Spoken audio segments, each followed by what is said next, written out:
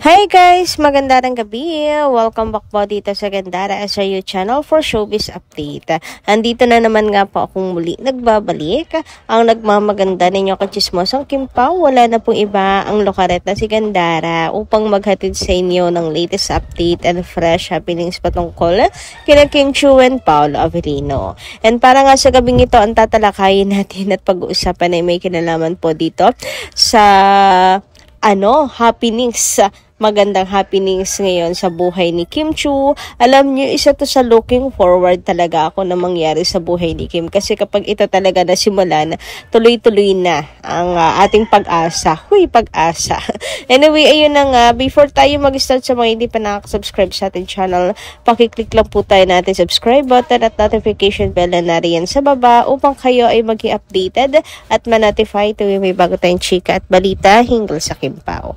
Basta mga balita na may kinalaman po kina Kim Chiu and Paolo Avellino, sagot na po natin yan. And ito na nga, pagfokusan natin ang House of Little Bunny ni Kimi pop-up store. Finally, may branch na rin po sa Cebu. Magandang sa Cebu kasi kaya madaling i-manage kasi nandun yung pamilya ni Kim, di ba? So, dito kasi, pag nasa Manila kasi, medyo mahirap dahil ang daming gawa ni Kim. Dami rin niyang gawa. So, hindi rin niya mafokusan na lagi siyang nandun. So, maganda kung meron talagang kamag-anak, kapatid, laging nakamanage. Alam niyo naman sa Ate Lakam before, lagi rin naman po nakabantay kay Kim. Diba? Lagi rin po nakasunod kay Kim kasi inaalagaan niya si Kim. So, this time, based sa chika is si JP ang magmamanage, kaya umuwi. And natutuwa ako dahil sobrang dami, dinagsapo, di magkamayaw yung mga fans. Nakikita nyo naman sobrang dami po na sumuporta sa opening day ng pop-up store nitong si Kim. Finally, may branch na rin sa Cebu. And hoping na dumami pa po ang branch kasi ang gaganda ng quality ng bags. So, yung iba kasi nahihirapan.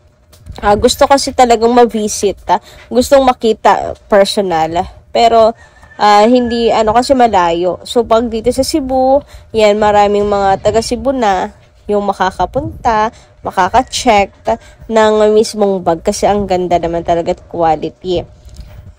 So, grabe din talaga ang supporters nitong si Kim Chiu. Yung iba dyan, galing pa din sa malayong lugar, pero for the support po sila. Ang daming tao, hindi magkamayaw yung mga fans. So, ganyan po nila kamahal si Kimi.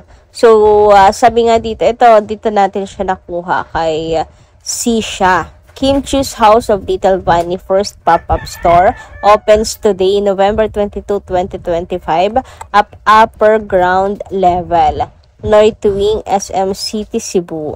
If you're in Cebu, please swing by the store and check out all her classy and affordable bag collection, or you can order it online using the link.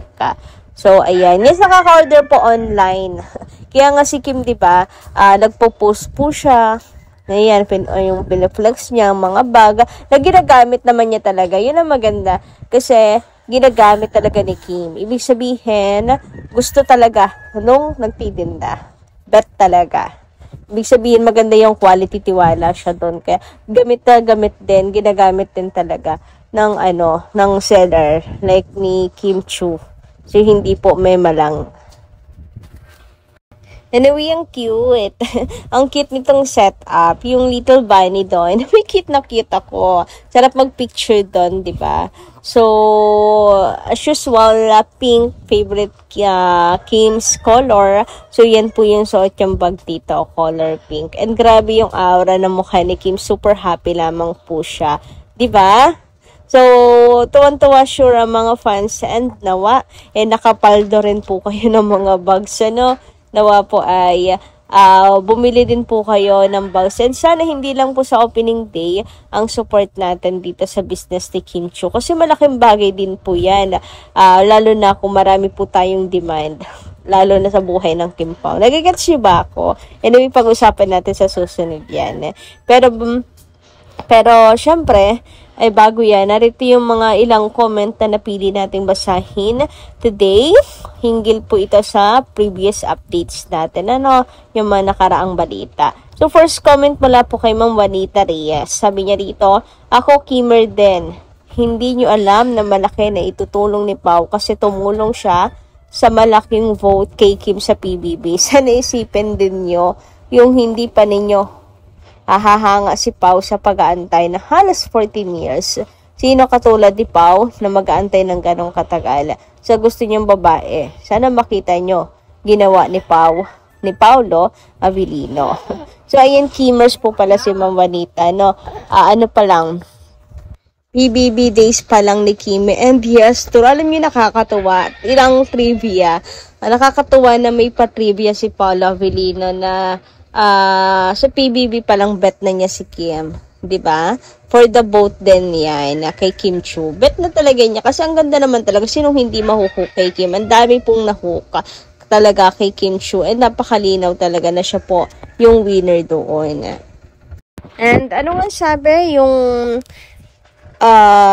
kung sakali na babalik sa panahon hindi kinakailangan na may makilala pang ibang lalaki si Kimi. Ay, babakura na talaga naman nga agad-agad. Tinan niyo ang cute dito ni Kim. Yung ilong niya, no, plakadong-plakado. So, sa mga nagsasabi retokada, hindi.